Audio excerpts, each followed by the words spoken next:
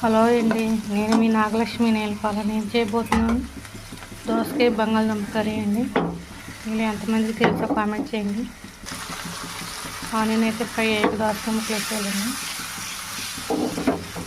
తర్వాత ఉప్పు పసుపు వేసుకోవాలండి. దీని అయితే ఒక 2 నిమిషాలు మగ్గనిచ్చాక బంగాళదుంప ముక్కలు వేసుకోవాలండి.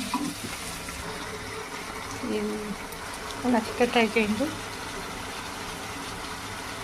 తర్వాత బంగాళదుంప ముక్కలు అయితే వేసేసుకున్నాం.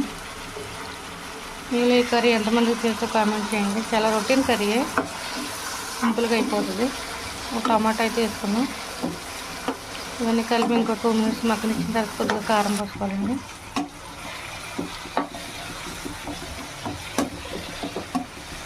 తర్వాత కొద్దిగా వాటర్ అయితే వేసేద్దాం.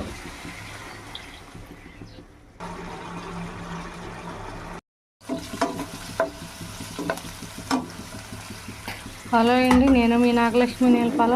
ఎలా ఉన్నారు ఫ్రెండ్స్? నేనైతే దోసకాయ బంగాళదుంప కర్రీ చేయబోతున్నాను.